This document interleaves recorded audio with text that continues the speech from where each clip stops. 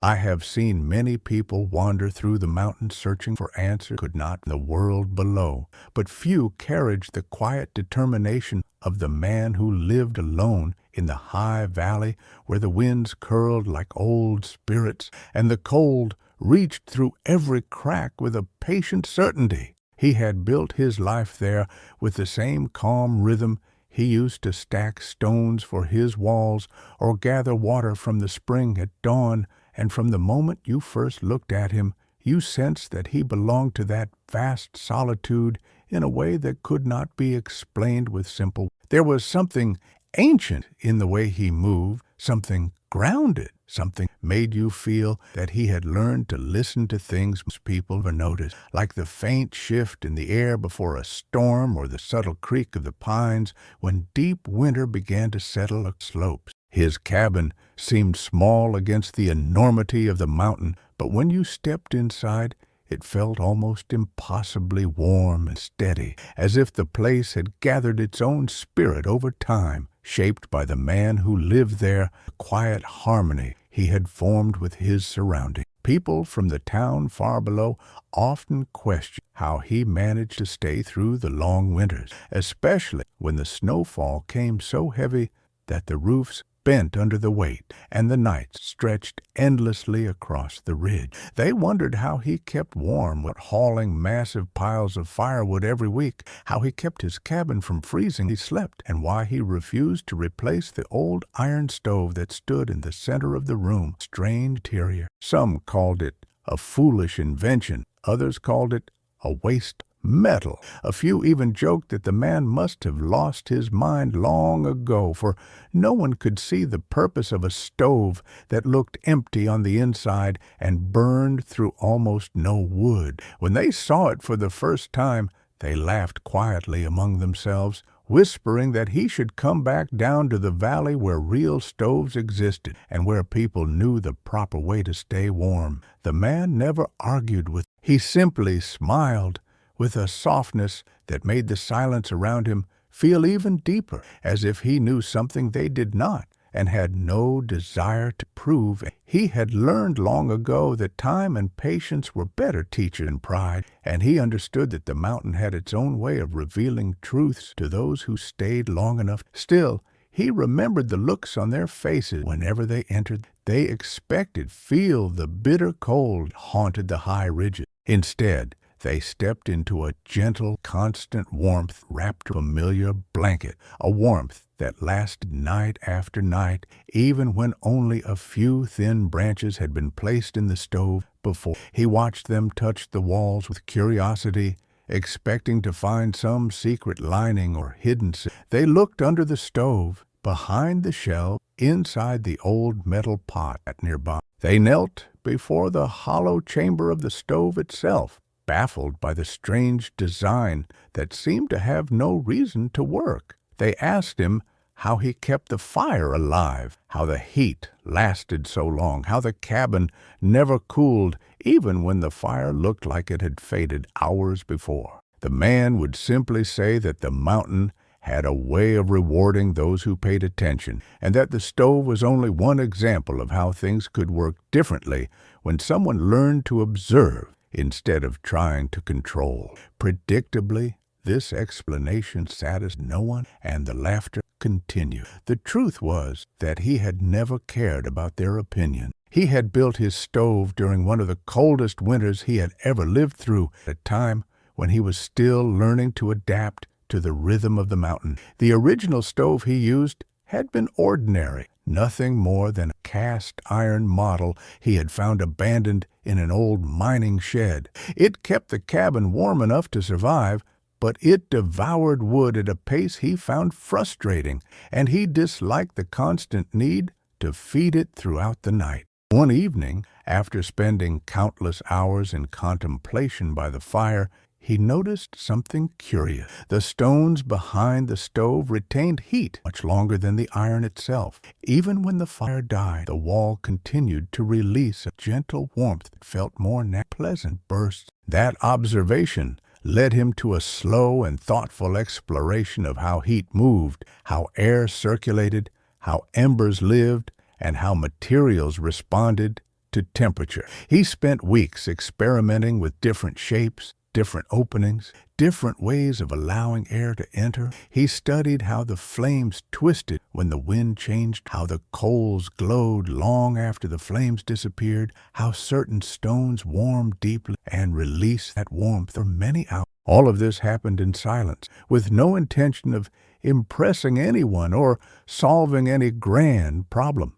It was simply the mountain teaching him, showing him small secrets in return for his willingness to sit quietly and pay attention. Eventually, he built the hollow stove, a structure that confused others precisely because it did not operate like the stoves they knew. It was not designed to burn fiercely or brightly. Instead, its purpose was to retain the heat of slow and controlled burn, guiding air in a gentle current that allowed the coals to settle into a deep, resting glow. The hollow interior was shaped so that heat would spread evenly, warming the stones around it and allowing them to hold that warmth long after the fire had nearly vanished. The man needed only a small amount of wood each night, sometimes just few slender branches, to keep the cabin warm until the morning. While others below spent their nights chopping and hauling logs, he slept peacefully, with the soft breathing of embers quietly sustaining the warmth. He had no intention of boasting about this creation. In truth, he never even called it an invention. To him, it was simply a result of observing the natural behavior of fire and respecting its quiet intelligence. Fire, he believed, was often misunderstood by people who only wanted to harness it or fight it. But when you listened closely, when you watched how it behaved without interfering too much, you began to understand that fire had its own way of cooperating with the world around it. His hollow stove was a reflection of that cooperation, a meeting point between human intention and nature's quiet guidance. Sometimes, during long evenings when the snow fell in slow drifting sheets outside the windows, he would sit beside the stove and let the warmth wrap around him like a memory he had always carried. He thought about the people who dismissed him, the ones who mocked the simplicity of his life, the ones who believed that solitude was a sign of failure. What they never understood was that isolation did not mean loneliness. On the mountain, silence became a companion, and the steady rhythm of nature offered a kind of conversation that words could never match. Each sound had meaning. Each gust of wind carried a message. Each shift in the air revealed something about the world that you would never hear in the crowded noise of the valley. Yet even as he embraced this solitude, he remained deeply connected to the quiet struggles and desires of people who longed for. He knew what restlessness felt like. He knew what it meant to search for something without knowing exactly what it was. And he knew that many who might hear his story were carrying a heavy silence inside themselves, a silence shaped by exhaustion, doubt, or the feeling of living a life that no longer made sense. It was for those people that his story mattered, not because it offered a dramatic transformation or some miraculous triumph, but because it showed how a life could change quietly, gently, through simple choices and honest observation. If you find yourself drawn to this tale, perhaps it is because some part of you has been listening to a similar call, the same quiet whisper that led the man up the mountain years ago. Maybe you have felt the weight of expectations pressing like cold air against your skin. Maybe you have searched for a place where breathing feels easier, where warmth feels more, where you can finally rest from the constant pressure of the world below. If that is true, then sit with this story for a while. Let it unfold slowly, as all things do in the mountain. Allow yourself to little of your own journey reflected in the glow of that strange stove, warming a small cabin through the long winter. And before we continue deeper into the life of this man, the mountain that shaped him, I would like to know something simple and human, something that brings us closer across the distance. If you feel comfortable, Share in the comments where you are watching us from so that this story can travel from one landscape to another and gather warmth along the way. The man had not always belonged to the mountain. Before his days of quiet firelight and snowbound mornings, there had been noise, movement, and a restlessness that never seemed to fade. He came from a life where every hour was measured by the ticking of clocks and the weight of expectation, where people hurried past one another without looking, where the value of a day was counted in what had been achieved rather than what had been understood. He remembered the city not as a place of comfort, but as a constant hum of unfinished thought, where the sky was always veiled by smoke and the night never truly darkened enough to let a man think. He had worked there for many years, building and repairing machines, earning enough to keep a small apartment never quite felt like. The work paid the bills, but it never filled him with purpose. He spent his evenings staring through the window at the lights of other buildings, wondering how so many people could live so close together and yet feel so far. His life had followed the same path that many others take without. He woke early, dressed neatly, took the same route to work, greeted the same faces, and returned home each night to a silence that felt hollow rather than peaceful. He tried to convince himself that this was simply the way things were, that comfort and routine were signs of stability, yet the feeling of emptiness persisted. It grew slowly, like a shadow expanding behind him. There were moments when he caught glimpses of what he had lost, the sound of rain against the windows when he was a child, the way his father used to light a fire in the old countryside house, the scent of pine carried by the wind after a storm. But these memories came brief flickers, never staying long enough to give warmth. Over time, he stopped noticing them at all. Then one winter, the city's cold became unbearable. It was not the kind of cold that touched the skin, but the kind that crept inward, settling quietly inside the chest. He realized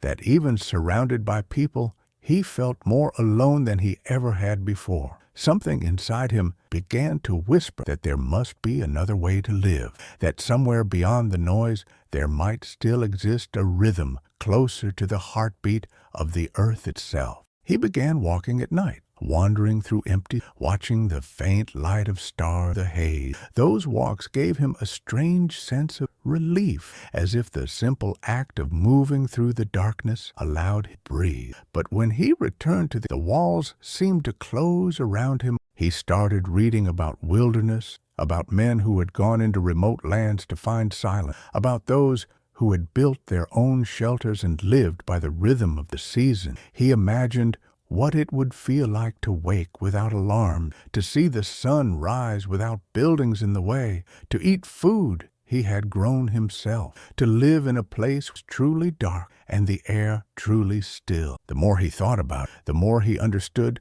that his desire was not for adventure or escape, but for honesty. He wanted to live a life that made sense, a life in which every action had a purpose that he could see and touch. The thought terrified him at first. People he knew would call it foolishness. They would say he was running away. Yet deep down, he knew he was not running. He was walking toward it. The decision came quietly one morning, without drama or plan. He woke before dawn, sat at the small kitchen table, and looked around the apartment. Every object he owned seemed meaningless, stripped of any real connection to who he was. The walls looked thinner than ever, and he could almost hear the silence pressing against them from outside, waiting to take him in. By noon, he had packed a single bag, left the keys on the counter, and walked away. There was no farewell, no announcement,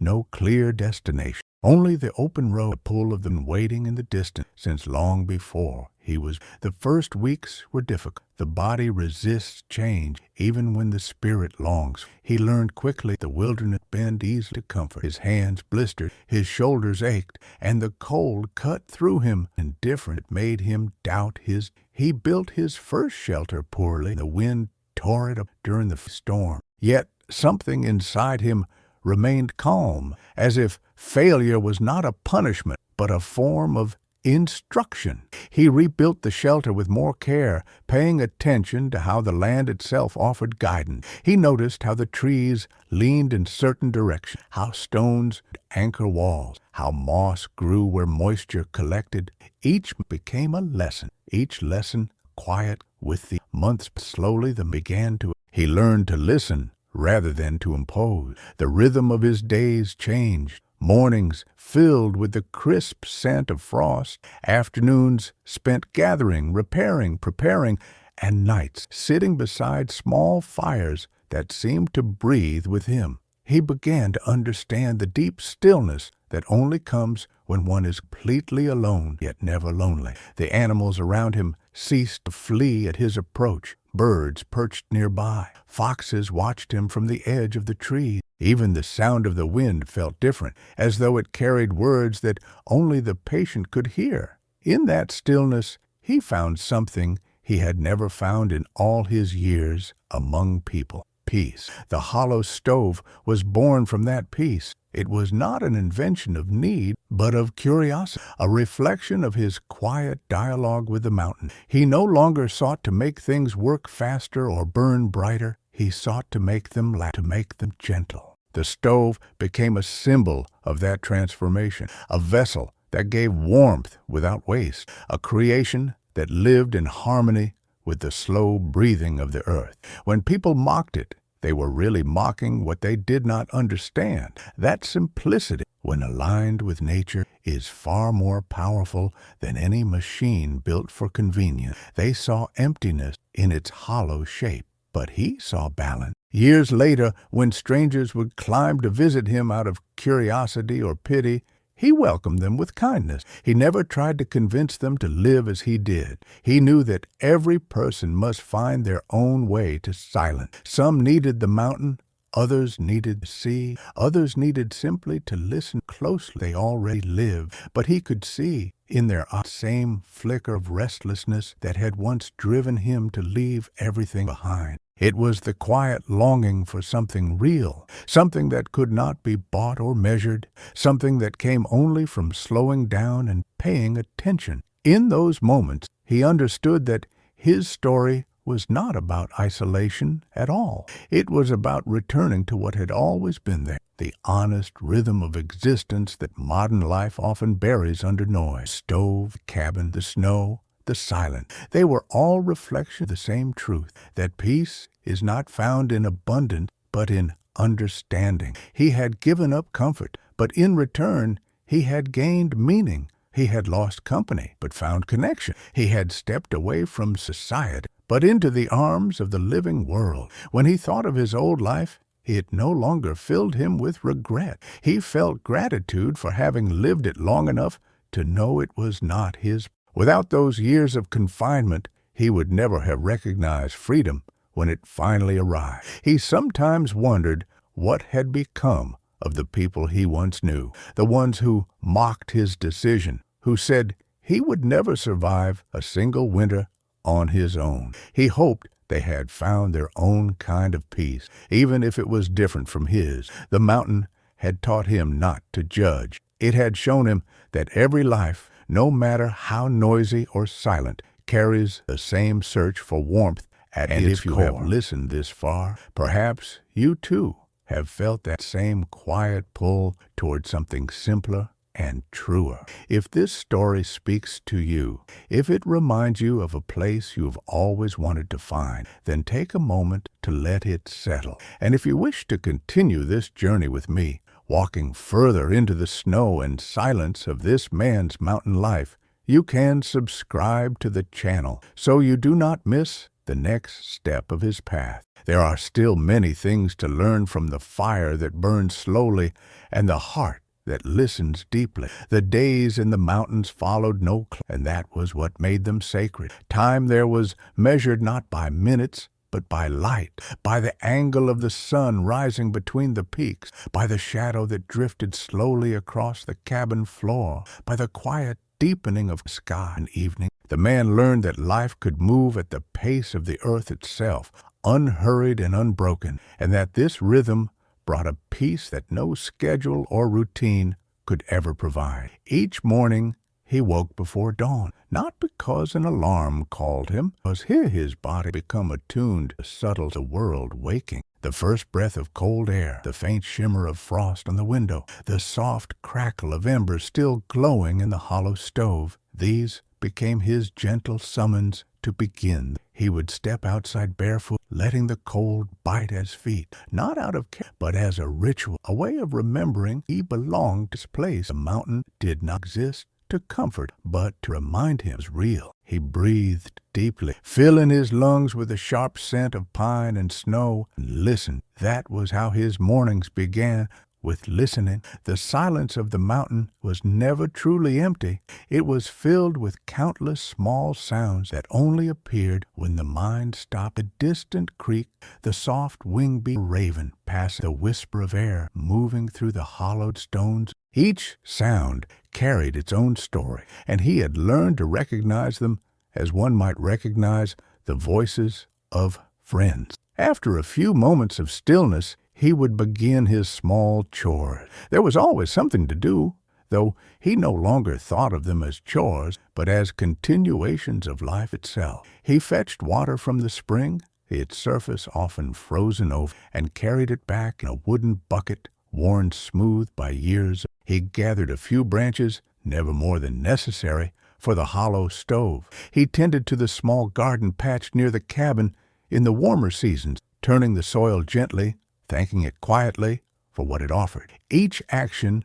carried intention and gratitude, because he had long realized that nothing in this place was owed to him. Every warmth, every meal, every day of survival was a gift received in exchange for patience and respect. When he cooked, he did so slowly. Meals were simple: beans, roots, bread baked from flour he milled by hand, and occasionally fish caught from the stream when the ice melted. Yet those meals tasted more complete than anything he had eaten before. It was not the food itself, but the way it was prepared, with awareness, with appreciation, without distraction. The man believed that when one cooked in silence, the food absorbed a kind of energy that nourished more than the body. He ate sitting near the window, watching the sunlight stretch the valley, feeling that every bite connected him more deeply to the life he had chosen. Sometimes, during the long afternoons, he worked on small projects inside the cabin, repairing tools, carving wood, or adjusting the stone walls so that the wind would pass more gently through them. He never hurried. The mountain had taught him that everything built in haste carried the energy of impatience, and impatience was a kind of violence. By working slowly, he allowed the materials to reveal their nature. He could feel when the grain of the wood resisted a certain direction, when the stone wanted to settle a little differently. This sensitivity came not from talent, but stillness. When the mind grows quiet enough, even lifeless things seem to speak.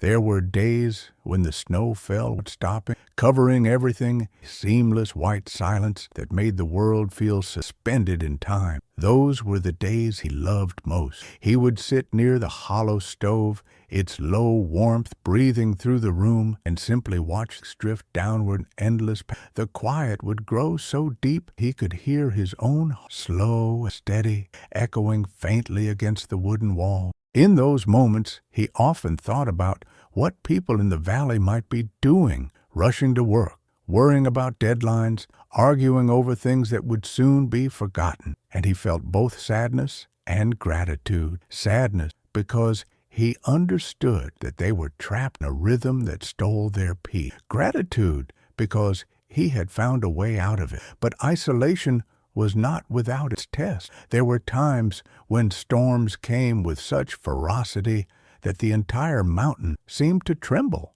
The wind roared like a living creature, snow piled against the door, and the cabin creaked under the pressure of the cold. On those nights, the man would stay awake, feeding the stove with small pieces of wood, watching as the embers glowed like eyes in the darkness. Fear visited him then. Not the fear of dying, the fear of losing the delicate balance stained him. The mountain would take everything in an instant, and he knew it. Yet Each storm that passed left him stronger, more trusting of his own resilience. He learned to see fear not as an enemy, teacher. It reminded him of his fragility and, at the same time, strength. In spring, when the ice began to melt, he would walk the trails that wound through the forest. Streams awakened with bright laughter, and birds returned with songs that filled the air like he collected herbs and mushrooms, studied the tracks of animals, and marveled at how the world renewed itself without complaint. He often found small treasures left by the winter, branches shaped like cymbals, stones polished with the thawing water, feathers caught in the roots of trees. He kept some of these objects in a small box inside the cabin, not as trophies, but as reminders that beauty lives in the unnoticed detail. To him, these were gifts from the mountain, quiet acknowledgement coexistent. As months turned into years, the man began to notice how silence had changed. His thoughts no longer ran endlessly ahead of him. His memory sharpened, his senses deepened, and he could sense the shift in weather hours before it came. He felt emotions differently too, more gently, more slowly. Anger no longer clung to him. Sadness no longer frightened him, and joy came in small, steady waves. He had become like the hollow stove. It's steady, warm, filled not with flames, but with glowing embers, stained him through the night. Sometimes travelers passed through the area, lost or curious, and stumbled upon his cabin. They always reacted, surprised at finding someone living so high up, disbelief that such a life, fascination, strange stove that seemed to defy logic. He offered them tea, shared what little he had, and listened to their story. Many spoke of stress, exhaustion, confusion, the endless feeling of running without knowing where they were going. They would look around at the cabin, at the calm in his eyes, and ask if he was ever lonely. He would answer truthfully that he was not. Loneliness, he explained, comes from wanting to be elsewhere. When you stop wanting to be elsewhere, you stop being lonely. Silence becomes a companion. The world becomes enough. He never tried to convince them to stay. Some stayed a night, warmed themselves by the hollow stove, and left in the morning, softened in their expression that had not been there before. Others stayed longer, helping him with small tasks, learning how to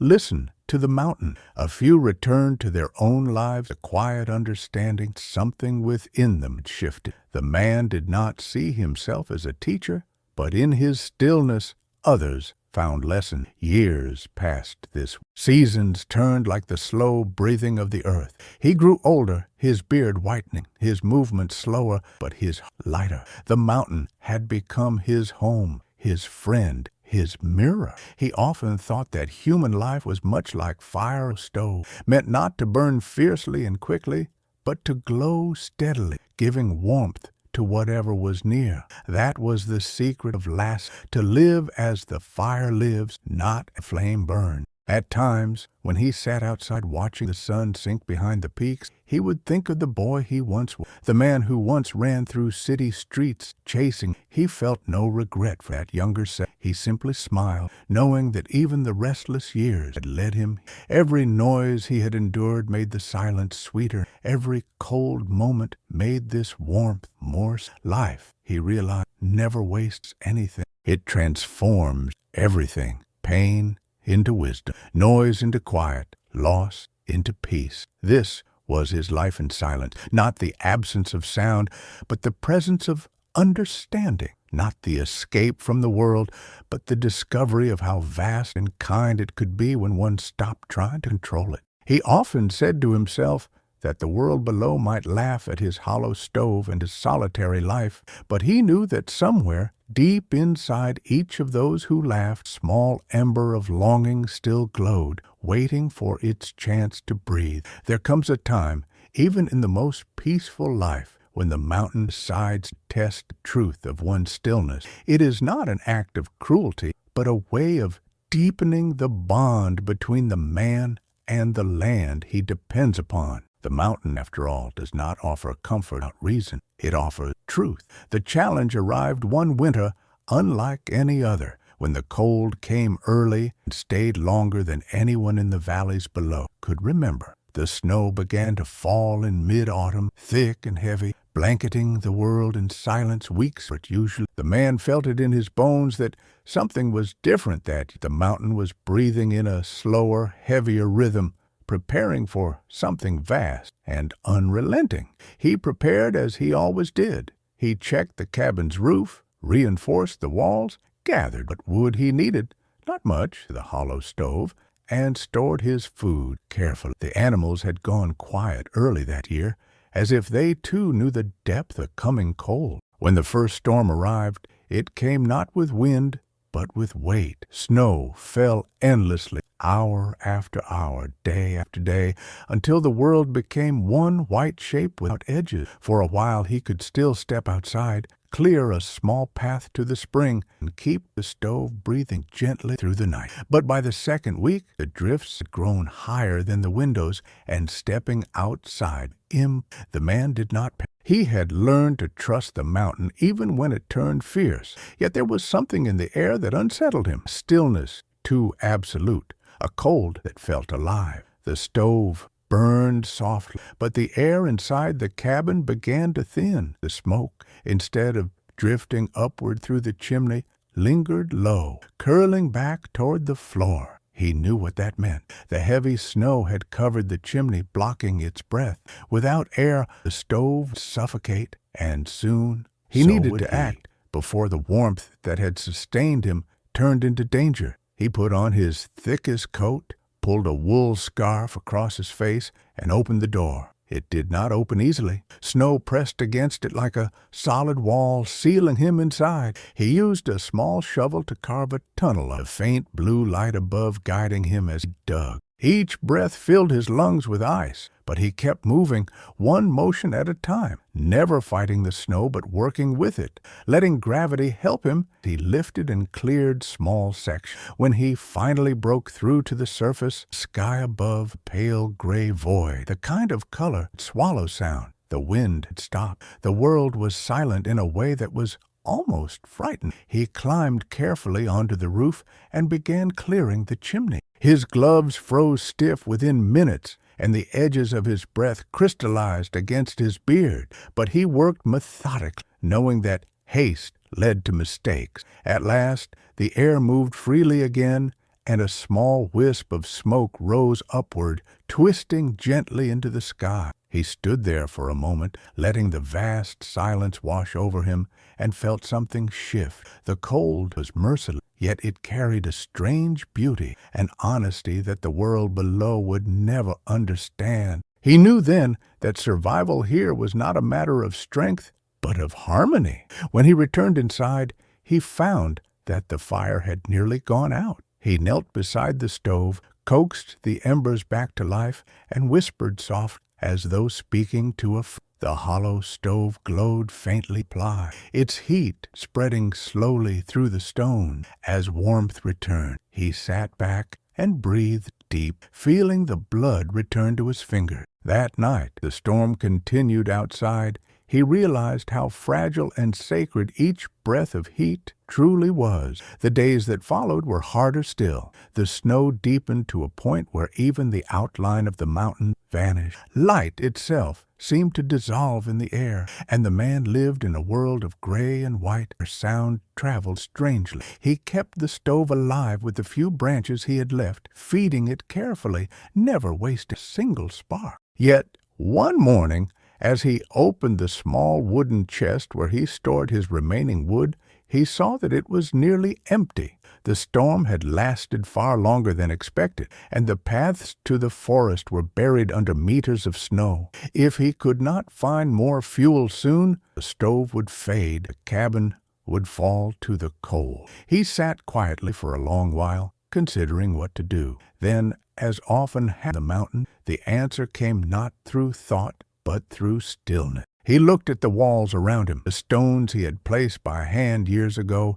the shelves of tools and scraps, of floorboards made from fallen trees. There was more warmth stored in this cabin than in any pile of logs. The problem was not scarcity, but imagination. The hollow stove, he realized, could do more than burn wood. It could breathe through anything that carried the memory of the sun. He remembered how certain stones had once held heat for hours, even after the fire was gone. Perhaps they could hold it longer. He stepped outside again, fighting through the narrow tunnel of snow, and gathered flat stones from the wall of a nearby ridge. He carried them inside one by one and placed them around the stove, allowing them to absorb its warmth. Soon the air grew comforting, the stones radiating heat like silent companions. That night he used almost no water. When he woke before dawn, the cabin was still warm. He smiled, understanding that once again the mountain had taught him something new,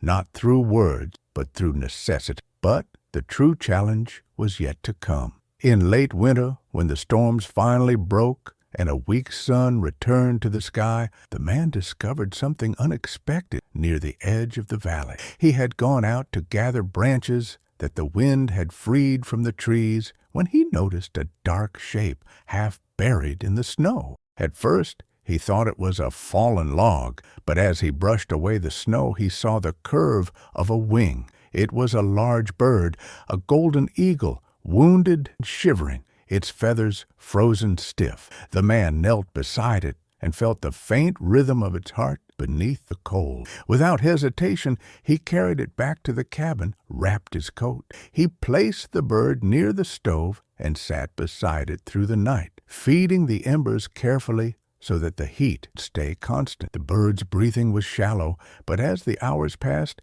he saw a small movement, a tremor of life returning.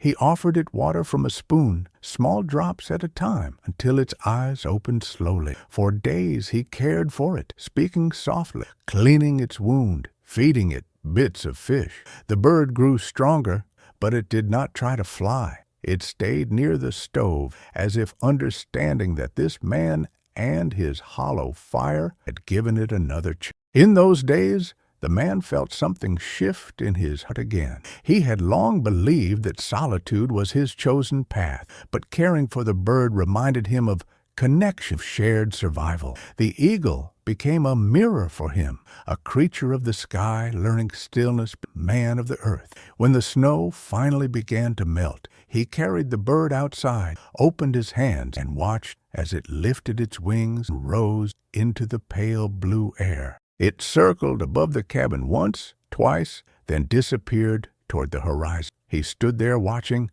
feeling a deep sense of gratitude, as if the mountain itself had sent him that test to remind him of the quiet bond between all living things. From that moment on, understanding his life deepened. The stove was not merely a tool, nor the mountain merely a home. They were part of one great system of balance, each thing supporting the other in quiet harmony. He realized that discovery was not an invention or surprise. It was about recognition, about finally seeing what had been there all along. The challenge of that winter, with its endless storms and frozen air, had stripped him of everything unknown. What remained was the essence of life itself, breath, warmth, and awareness. When the thaw came fully, the man rebuilt the small path leading from his cabin to the ridge. The air smelled of wet earth, and streams ran wild with melting snow. He sat outside once more, letting the sunlight wash over his face, feeling the world awaken again.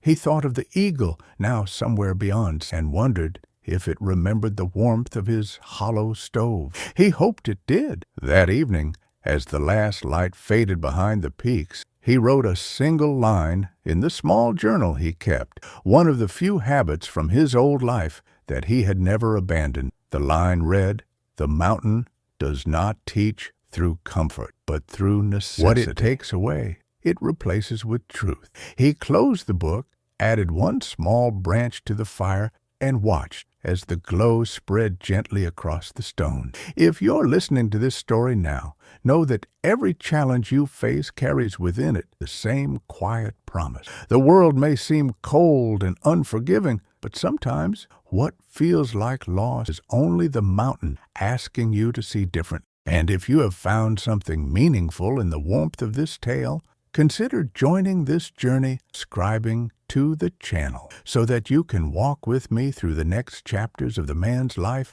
in the high mountain, where silence continues to speak more clearly than words ever could. As the years unfolded, the mountain became both mirror and teacher. The man had long stopped counting, but he could sense their passage, slow changes in the rhythm of the wind, in the migration of birds that traced the sky, thought drifting through each year deepened his understanding not only of the land around his world. The longer he lived in silence, the clearer he saw the noise of civilization truly was. Constant murmur distracted people. In the stillness of the mountain, he could hear that murmur echo faintly across distance, as if the world below still called to him, asking him to remember its chaos. But he did not hate it. He had learned that there was no need to despise what you have outgrown. He could look at his old life with tenderness. One looks at a younger version of oneself who did not know. Sometime, while sitting by, he would think of the idea of progress. The world below called it advancement, faster machines, louder voices, brighter screens. But he saw progress differently. To him, progress meant simplicity. It meant removing rather than adding.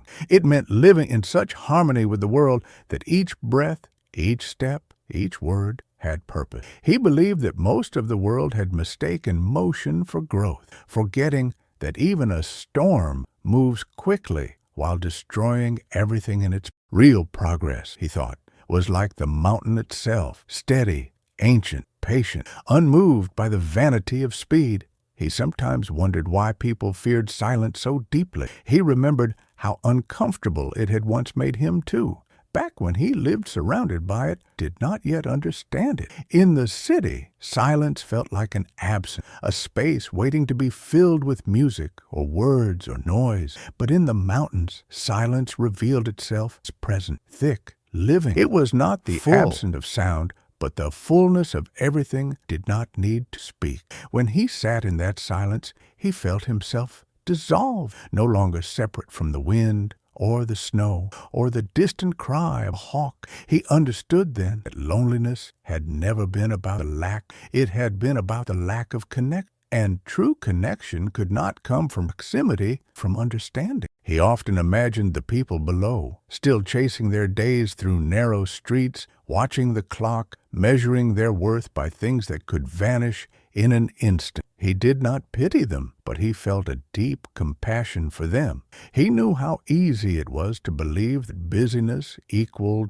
purpose, how seductive it was to feel important through constant motion. He had been one of them once, after all. He knew the exhaust that came from endless. He knew how heavy it felt to carry ambitions that never brought peace. Sometimes he wished he could speak to them, not to preach, not to convince, but simply to share what he had learned, that there was another way to live, one that did not depend on noise or speed or approval, one that existed quietly in the spaces most people ignored. The mountain had shown him that everything living followed the same law: give and take, rise and fall, birth and decay. Nothing resisted that rhythm except man, who tried to build permanence out of impermanent things. He had once read that man was the only creature who tried to own time, and now he saw the truth of it. The trees around him did not count their years. They simply grew. The river did not measure its journey. It simply flowed. Only humans, he thought, believed they could command the passage of life, and in doing so, they exhausted themselves fighting the inevitable. But when he surrendered to the rhythm of nature, he found a peace no achievement could equal. Sometimes the mountain reminded him of this through loss. There were winters when food ran thin, when storms damaged the cabin, when sickness brushed against him and left him weak for weeks. But even then, he found that peace remained beneath his comfort, steady like a hidden current under rough water. He learned to accept pain of balance, not an error. Without cold, there could be no warmth. Without struggle, no ease, no death. He stopped dividing the world into good and bad, pleasure and suffering, gain and loss. To him, Everything was simply experience, and all experience was worth having if it led to understanding. In his long solitude, he began to see how the human mind often built its own prison. People called them responsibility, obligations, or ambition, but most of them were fears disguised as purpose. Fear of failure, fear of judgment, fear of being forgotten. These fears made people run faster, build higher, shout louder, and yet inside they still felt small. The man realized that the only true freedom was freedom from the need to prove oneself. Once that need vanished, life became infinitely lighter. He often thought that if he ever returned to the valley, he would not try to change it. He would simply walk through it quietly, carrying this freedom inside him, a warmth that no one could see but everyone could feel. He also began to reflect on what it meant to create the hollow stove. His most famous creation, though he had never sought fame, became a symbol of this truth. It was born not from desire or ambition, but from observation and necessity. True creativity, he understood, did not come from wanting to make something new, but from paying attention to what already exists and seeing it more clearly. The world is full of teachers, he thought. Fire, wind, stone, water, but most people never listen. They are too busy trying to impose their will instead of learning how to cooperate. The hollow stove worked because it respected the nature of fire. It did not fight it. Perhaps, he thought, all human progress should follow that same principle. Cooperation, not control. In the stillness of the nights, he would sit by the fire and feel the warmth on his face, remembering the laughter of those who once mocked a strange stove. He bore them no resentment. Their laughter had simply come from ignorance, and ignorance, he knew, was not a crime.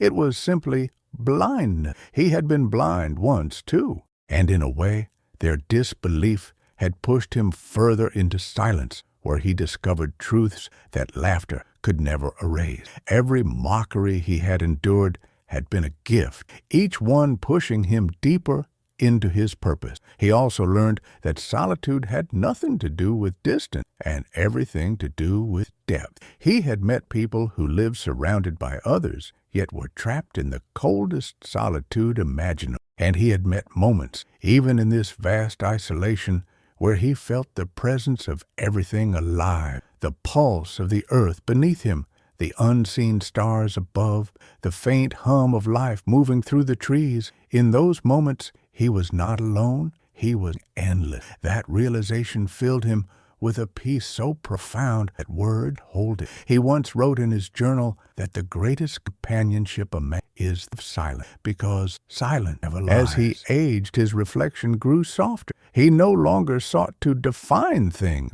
He stopped asking why and began simply to observe. He realized that wisdom was not the accumulation of answers, but the surrender of questions. To understand the world, one had to stop trying to explain it. The more he accepted, the clearer he saw. The mountain, he now believed, was not just a place. It was a state of being, a vastness that lived inside everyone, waiting to be found once the noise of life grew. There were evenings too loud when he would watch the last light fade over the peaks and imagine the world beyond the valley, the people eating dinner under artificial lights, the children staring at glowing screens, the workers sitting in traffic, the dreamers planning their next escape. He wished them all. He did not think himself better than them. He chosen different. He hoped that one day, when their restlessness grew too heavy, they might remember still places where the world moved slowly enough. Soul. In the quiet glow of the stove, he often thought about his own time. He knew that his life would one day end here, perhaps quietly one night. While the embers still glowed, the idea did not frighten. He saw death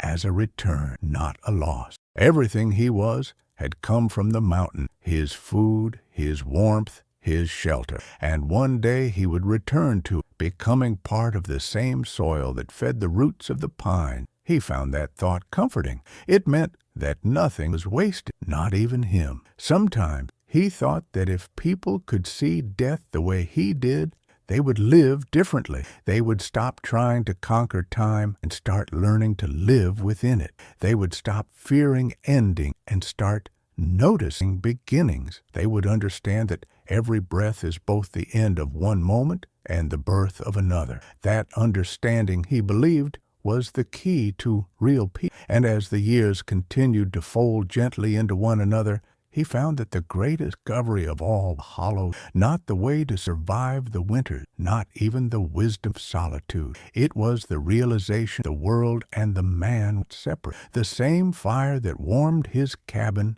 burned in the heart of stars. The same water that filled his cup once moved through clouds, rivers, and veins of every living being. The same air that filled his lungs passed through countless others, binding all life together. To harm one part of the world, he understood, was to harm oneself. To nurture it, to nurture everything. This was the truth he had come to live by, that peace is not found by escaping the world, seeing it clearly enough to love it as it is. The mountain had not changed him by teaching him new things. It had changed him by helping him remember what he had always known. In the final years of his life, the man no longer thought in terms of beginnings or ending. The days blended together with a calm rhythm that felt eternal, as if the mountain itself had absorbed him into its breathing. He woke when the first light touched the peaks, moved through his small routines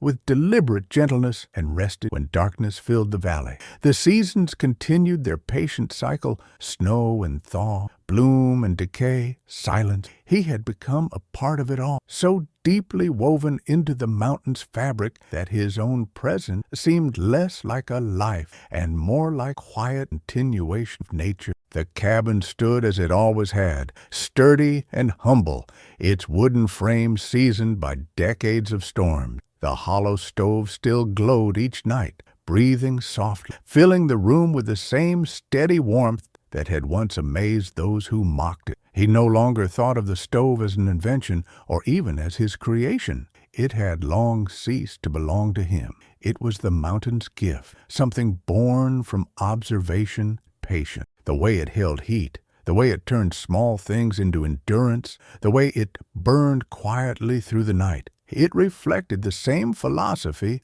that had come to guide his entire existence. In its glow, he saw the shape of his life. Nothing wasted, nothing hurried. Everything balanced between giving and receiving. Sometimes he would sit before it and think about the years that had passed. Faces came to mind, faint as mist. People he had known in the world below, the voices that once filled his days. He could barely remember their words now, but he remembered their eyes, some curious, some kind, some skeptical. He wondered if any of them ever thought of him, the man who had disappeared into the mountain. Perhaps they told stories about him around tables or fire, stories that grew and changed with each retelling. Perhaps some said he had gone mad, while others said he had found wisdom. The truth, he knew, was simpler than either.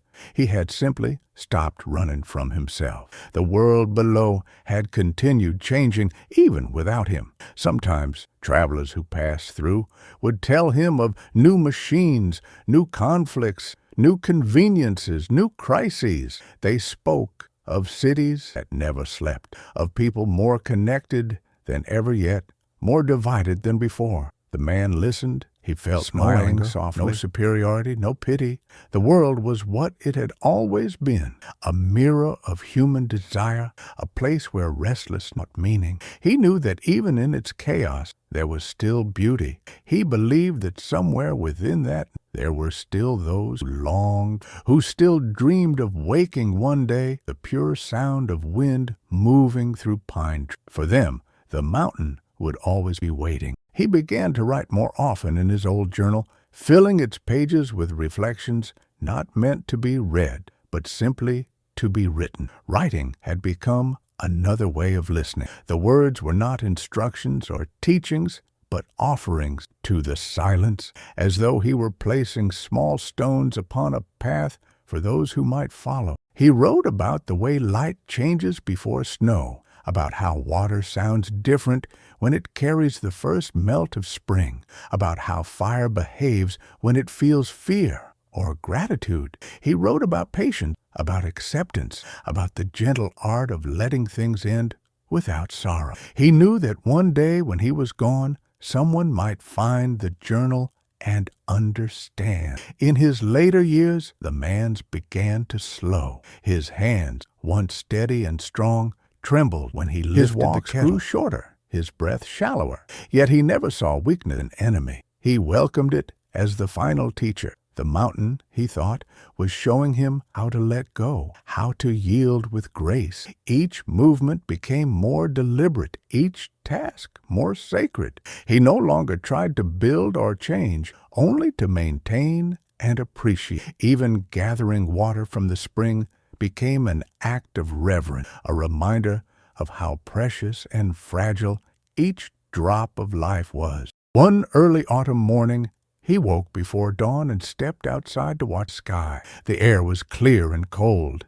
and a thin mist hung low over the valley. The first light brushed the snow caps, turning them gold. He stood there a long time, breathing, feeling the pulse of the world beneath his feet. Everything felt perfectly aligned. The sound of the wind, the smell of pine, the distant echo of a bird's call, all of it formed a kind of music that needed no composer. He realized that he no longer desired anything, no longer wished for more or less. He had reached the still point at the center of all motion, the peace that lies beyond both joy and that day. He prepared his cabin as if expecting a guest. He cleaned the table, stacked the few logs he still had beside the stove, and set a pot of water to heat. He wrote one last note in his journal, only if I have listened long and now it is time to. When evening came, he sat by the hollow stove, watching the glow fade slowly to embers. Outside, the wind moved gently through the trees, carrying with it the scent of earth and snow. He closed his eyes, not from weariness, but from contentment. The mountains were whispering. The last thing he felt was warmth, steady, calm, complete. Days later, when two travelers from the valley made their way up to the cabin, they found him sitting peacefully in his chair, as though he had only paused to think. The fire had gone out, but the stones around the stove still radiated a soft heat, as if the mountain itself had kept its promise to hold him in warmth until the end. They buried him not far from the cabin. A small rise overlooked the valley where the morning sun took. There was no marker, no cross, circle of stones, but those who passed through later could always feel something in that, a quiet deeper than silent, a presence that seemed to listen stood there. The travelers took his journal with them,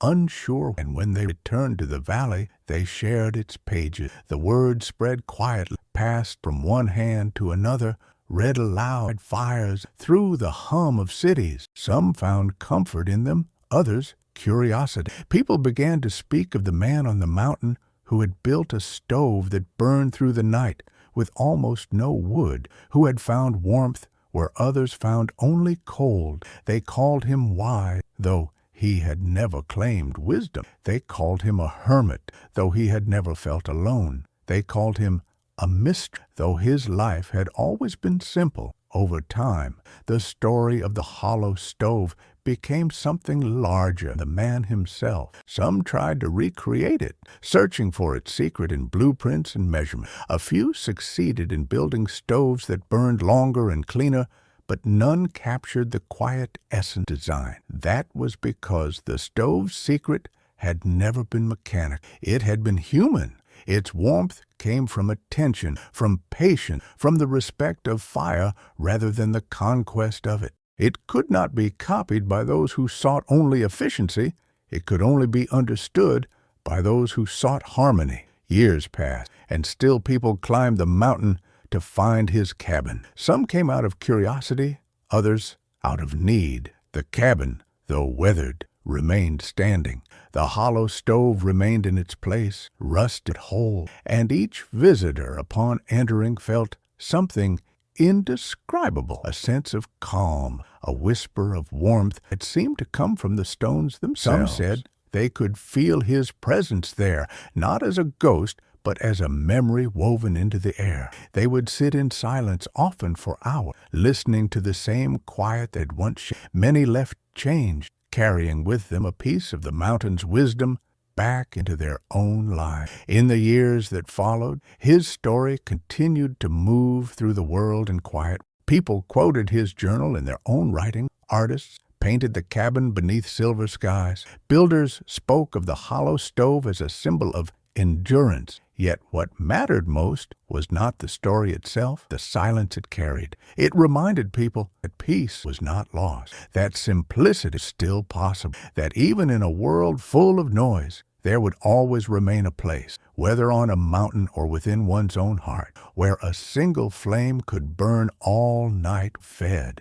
And so, his legacy endured, not as a monument, not as fame, but as a whisper of truth moving softly through generations. The mountain remained, as it always had, unchanged and eternal, holding within it the story of the man who had listened. When the wind swept across its ridges, it carried the sound of that hollow stove breathing through time, a gentle warmth reminding those who heard it that peace is found in abundance and understanding. If this story has reached you here, wherever you are, then perhaps it has done what it was meant to do, to remind you that warmth exists even in the coldest places, that silence holds answers words cannot give, and that meaning is found not by conquering life, but by living gently within it. And if you felt something stir within you as you listened, something calm, familiar, leave a comment telling me where you are hearing this. Like the man's fire,